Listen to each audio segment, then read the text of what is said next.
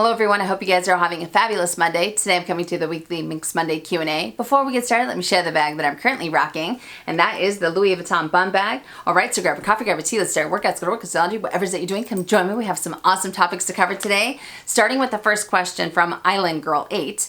Recently, several of my favorite luxury handbag YouTubers are pushing the Rev bag. This bag falls so far outside the quality and style of their collections that it makes me question their motives. All of a sudden, they love this new square, boxy, rubber-like bag. Many admit it was gifted. I have to be honest, I immediately lose a little trust in these YouTubers and no longer feel like their opinions and recommendations are heartfelt and honest. I wonder what your thoughts are about this issue. Am I being too suspicious? This is an awesome question. It's a loaded question at that, and it's hard to say because every content creator views their channel differently. Some people view it as a business, some people view it as a hobby, and I think that ultimately it comes down to how you feel when that person is telling you something and if you can trust their judgment. Now, do I think that you're being too suspicious? No, because I have felt like this in the past with some of the people that I end up watching, especially when it's something that comes out of left field, especially when it's something that doesn't really mesh with what they normally end up talking about, and it doesn't feel like it's as organic. You know what I mean? On that same note, tastes change, people evolve. And sometimes, they might really like something, and kind of like what we've talked about before, sometimes you don't know if you like something until you try it. So it's very easy to just kind of write them off, but ultimately, like I said before, it comes down to how you feel when you watch that person. Now, this kind of leads me into something else that does happen on YouTube, and that's the fact that you do get opportunities to work with companies and you're able to make money off of collaborations. Now, I have had the opportunity to work with a couple different companies and the money has been extremely tempting, but I also have stipulations when it comes to working with a company and doing these collaborations. And that is that I have to be transparent and I have to be 100% honest with the feedback that I'm giving. Now, I understand that a lot of these companies would prefer not to have negative publicity. I completely understand, but that doesn't work for me. That definitely doesn't work for me because I have to be able to tell people this is what I like, this is what I don't like, this is kind of a heads up type of situation. And like I said before, I realize that a lot of these companies would prefer not to have that. And that's why my collaborations have been so far and few between. I am extremely picky, and unless I'm able to follow my personal stipulations, then I will go ahead with it. Otherwise, I'm like, you know what, we just sever ties right here. You go your way, I'll go my way, and we'll just leave it at that type of thing, And I'm sure that some people are very skeptical about what I say. Some people might think, I don't know, is she just saying it because she's getting paid or what have you? And all I can tell you is that my word is my bond. When I like something, I genuinely like it, and I recommend it because I love it, not because someone's paying me to tell you how amazing it is or how wonderful it is or anything like that. Money is great, but it's definitely not everything. And like I said in the past, every content creator, every YouTuber views their channel differently, and I can't judge them on their choices. Whatever they decide to do, they decide to do. If it makes them happy, it makes them happy. And all I can continue to do is continue to do what makes me happy, what makes sense to me, and to be able to share the good, the bad, and the ugly. But that's just the way that I see it. I would love to hear your thoughts on this. What do you guys think? Let us know in the comment section down below. But fantastic question, and hopefully I was able to answer it. Next question from GlamGal8622. Many of the people in our community know about product releases for fashion houses ahead of time, like Chanel and Louis Vuitton. So they basically pre-order or know when to buy before they sell out. Are they watching the purse forum or what? I would like to know ahead of time what's going to be released, like the iridescent pink from Chanel and the light gold. If I knew before the release date, I could have planned on getting it and I wouldn't have missed it. What are the sites for Chanel and Louis Vuitton? Help. Awesome question. All right, so a few different things. The purse forum is an awesome way to get new information when it comes to releases or just handbags in general, and not just Louis Vuitton or Chanel. I mean, any type of fashion house, there are tons and tons of threads, not only on how the item ends up wearing, but their feedback. And again, the fact that you're able to go on there and know a little bit more about new releases and when they launch and things like that. The purse forum is fantastic. When it comes to Chanel, you can actually go into the boutiques and you can ask them to check out their lookbook. Personally, I feel like I have a better chance of seeing that lookbook when it comes to the Chanel's inside of Neiman Marcus or Saks Fifth Avenue, just because I think that it's a little bit more one-on-one. It's not as much pressure when you go into like a regular Chanel boutique, but you can always ask them to see their lookbook because they do get it weeks in advance, sometimes months in advance. And even though now, when it comes to that lookbook, you're not able to see exactly the color that it's going to be available in, as far as you don't know the exact shade. It'll just say like red or black or pink, you know, and they'll tell you the type of material, like if it's caviar, if it's lambskin and things like that, but it won't have like a full-on picture of what you can expect. So that's just one thing to note when it comes to the lookbook. Another thing, you can do the same thing when it comes to Louis Vuitton. You can ask your sales associate and say, hey, I really want to know about new releases. Can you let me know ahead of time? I really want to get, you know, on a wait list or what have you, you know, for when those items do end up launching. A lot of these sales associates also have Instagram accounts set up specifically for buying. Now, sometimes they might not be able to post, you know, new releases before they end up launching. Other times they'll end up getting pieces that are a little bit harder to find and they'll end up posting it, and that way you can end up purchasing it through Instagram or going through them and getting their information. So that's another great way to be able to get in contact with some of these sales associates that aren't necessarily in your area. Another way, you can end up going on to Instagram.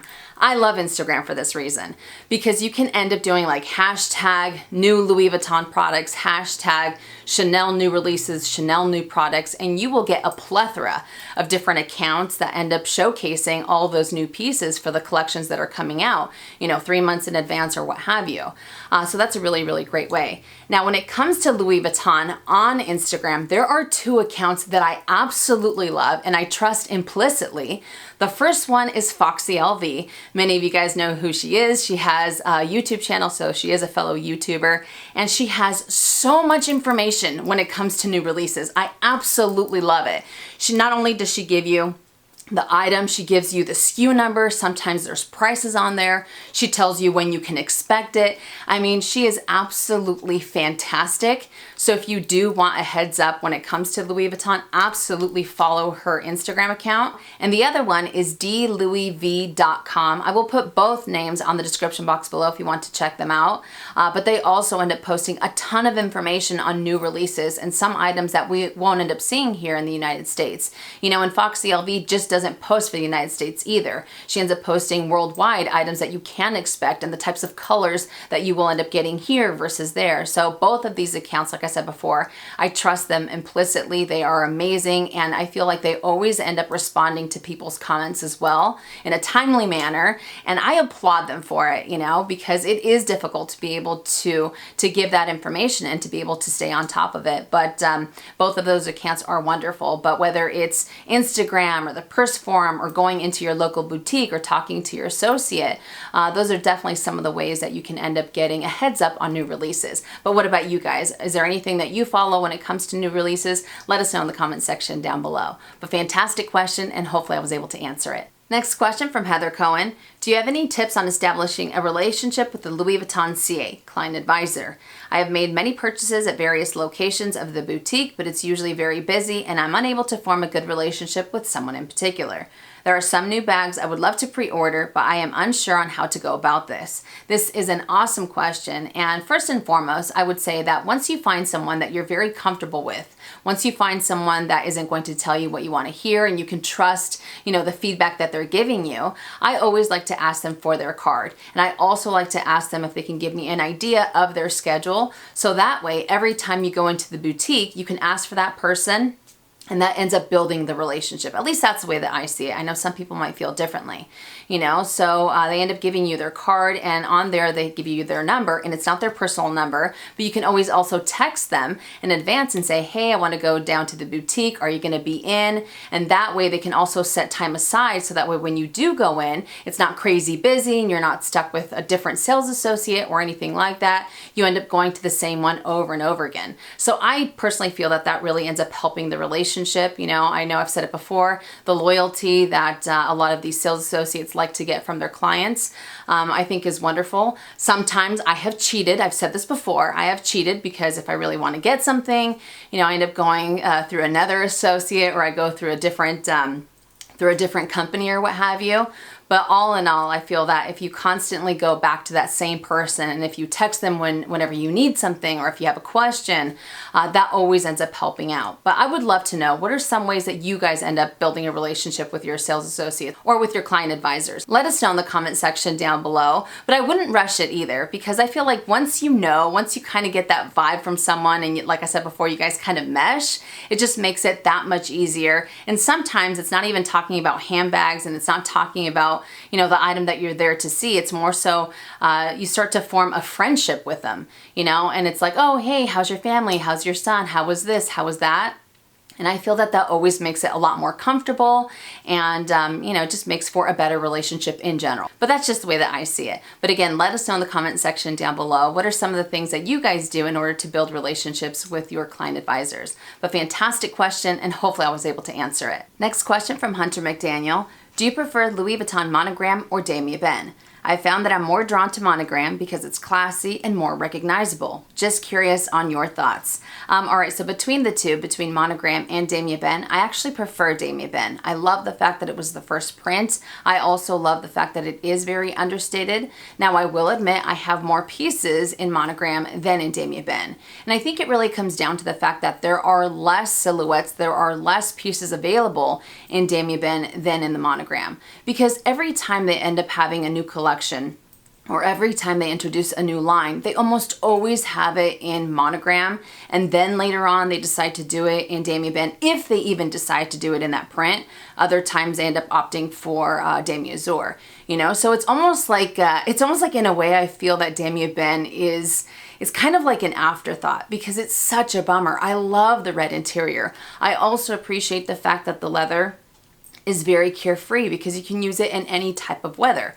However, I will also have to say that unfortunately, because it does have that wonderful treated leather that is so incredibly carefree, it's also not the most comfortable, at least not for me, because I feel like every time you end up using a Demi Be piece or a Demi Be handbag, and if you go to put it on your shoulder, if you go to use it cross body, it ends up digging into your skin, and it's not the most comfortable to use for extended periods of time. So it's almost like I wish that they ended up having Demi Be with, I don't know, with maybe like the black leather that the Monogram has, because that leather is very, very comfortable. It doesn't dig into your shoulder, you know. Plus, I also feel that the treated leather also is very prone to cracking. I know that's something that we've talked about in the past. So a lot of people do like Demi Be. They love, again, how carefree it is, but unfortunately, it's not the most comfortable, and that leather doesn't have doesn't wear as well as either a Monogram piece or a Demi Azur piece. But yeah, I absolutely love Demi Be. I mean, I am a sucker for that red. You guys know that. But unfortunately, they just don't have as many pieces available, you know, in that print. Can you imagine the Palm Springs mini backpack in Demi Be? I would have been all over that bag. But what about you guys? Do you prefer Monogram? Do you prefer Demi Be? Or do you prefer Demi Azur? Out of the three prints, which one speaks to you the most? Let us know in the comment section down below. But fantastic question, and hopefully I was able to answer it. Next question from Lisa Hockenberry. I have the Speedy Be 25 in Monogram, which I love, but I'm having a tough time fitting my items inside. I've tried with and without an organizer. I almost wonder if I should have gotten the Speedy Be 30. Any suggestions, as I really think that the 30 would be too big for crossbody? This is an awesome question, and I did bring out the Speedy 25 bandolier, so we have a little bit of eye candy. Now, between the two sizes, I personally prefer the 25 bandolier for crossbody, just because I don't feel it's as bulbous on my body frame, and the fact that it is a Speedy silhouette, it still carries quite a bit. Now, even though I do like the size, I will have to say that the opening can be somewhat restricting. It can be somewhat fussy when it comes to full-size small leather goods, because with those types of items, you have to put them on their side in order to fit them in, you know. And I know that might not be a deal breaker for some people might not care, but for example, if you are at the checkout, you want to get in and out of your handbag, and the last thing that you want to do is have to say, wait, hold on, I have to put my wallet on its side in order to fit it in, you know. So that's why I said it can be somewhat fussy. And there were times that I ended up using this handbag with the full-size Chanel wallet, which I think is great. But again, I constantly felt that I had to put it on its side. I want to make sure that I didn't scratch the leather, I didn't scratch the hardware with the zipper.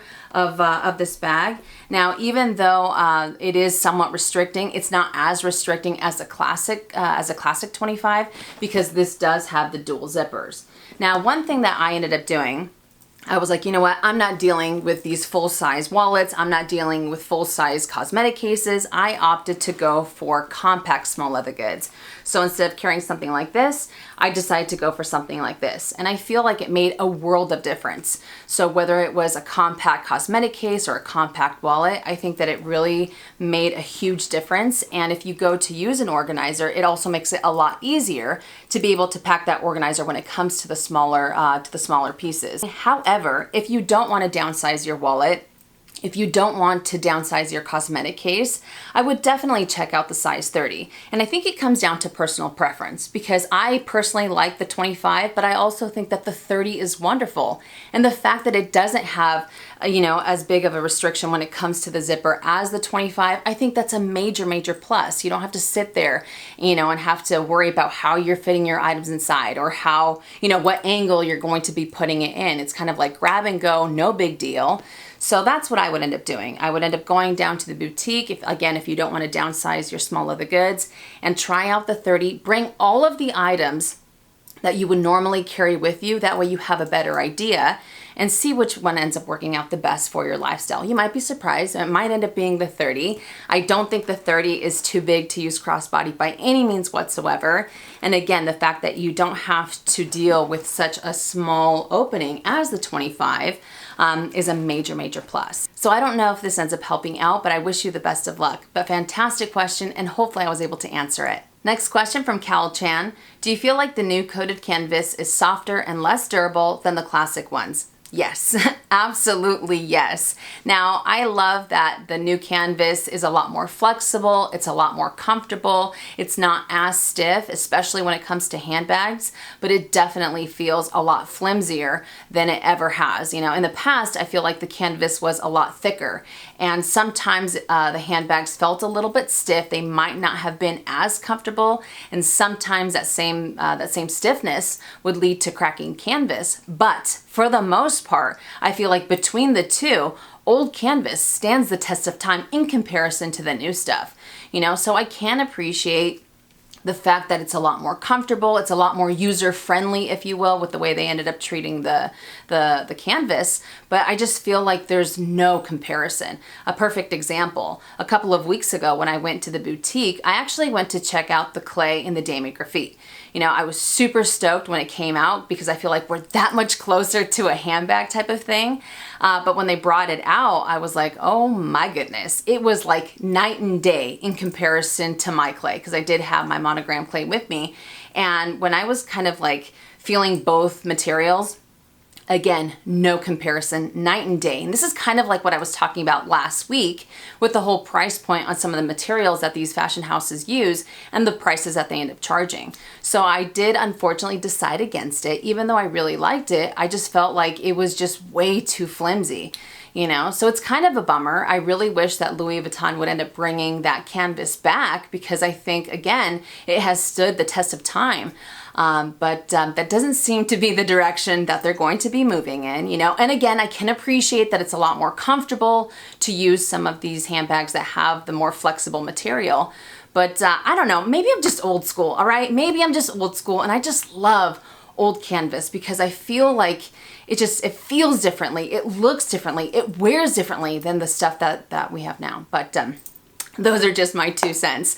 I would love to know, what do you guys think? Are you a fan of the new canvas? Let us know in the comment section down below. But fantastic question, and hopefully I was able to answer it. And the last question from Diana D. You say that you've eaten your words with some of the bags that you have in your collection. What are they? And do you think you'll eat your words when it comes to the Birkin?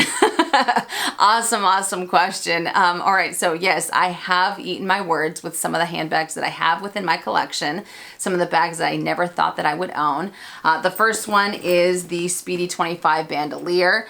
And the reason why I ate my words is because at first I didn't like the fact that they ended up kind of messing with a classic. I was like, why? Why would you do that? And little did I know that what they ended up adding to this bag would end up being a game changer for me and would end up being one of my favorite handbags to use. Another one is the Palm Springs mini backpack. I always liked it, but I thought that maybe it was too small or that I really wouldn't be able to use it as much. And I did judge a book by its cover, because even though it is small, it definitely packs a punch. And I have been able to incorporate it into my handbag rotation quite a bit. And the last one is no surprise, that's the bum bag. Now with the bum bag, I was never a big fan of fanny packs by any means whatsoever, but this one has definitely, taught me to view them differently, because I can use them other ways besides using them, as a fanny pack on my waist or what have you. So I know that I've said it before, I've learned my lesson when it comes to never say never, because sometimes your tastes change and you never know what might be out there. Now, when it comes to the Birkin, do I feel that I will end up eating my words? I can honestly say no. And I think it's because the Birkin has never been a holy grail for me. It has never been, my end-all be-all type of handbag. And I feel like I can appreciate so many aspects about it. I do think it's beautiful. I love the way that people pair it with their outfits, and I think it has amazing craftsmanship, but I don't feel about it the way other people do. I feel like the silhouette or the bag in general just doesn't really do anything for me. You know what I mean? And another thing, I'm not really a big fan of the whole process of wanting to acquire one brand new. Of course, not on the pre-loved market, because on the pre-loved market, they are readily available, but I'm not a big fan of the whole process and the hoops that you have to jump through, so that's a major, major turnoff. So that already has like a negative aspect for me, and just the fact that I can appreciate it and I do think it's beautiful. It's just not necessarily for me. But no, I don't foresee myself at any point in time eating my words when it comes to the Birkin, and I know a lot of people might think, oh yeah, right, she's gonna come around. But like I said before, it's one of those bags that's never been my end-all be-all. It's never been my holy grail by any means whatsoever. Give me a Chanel filled with crystals, that's my type of holy grail, because I feel like that's very much my personality type of thing. But I would love to know, what are some of the bags that you never thought that you would own and you were so against them, and now you have them in your collection and you absolutely love them? Let us know in the comment section down below. But fantastic question, and hopefully I was able to answer it. All right, you guys, so that does it for Minks Monday Q&A. I hope that you enjoyed it, and I hope I was able to help. You guys had some awesome questions this week. I don't know when you're going to see me, if it's going to be Friday or Saturday. I will try to shoot for Friday, but I don't know. My schedule's looking a little bit crazy. But regardless, I will try my hardest to come on here one more time. But again, thank you so much for watching. If you enjoyed it, make sure and give it a thumbs up. If you haven't already and you would like to, please subscribe to my YouTube channel, and I'll see you guys later. And as always, make it a fabulous day or not, the choice is yours. Have a great day.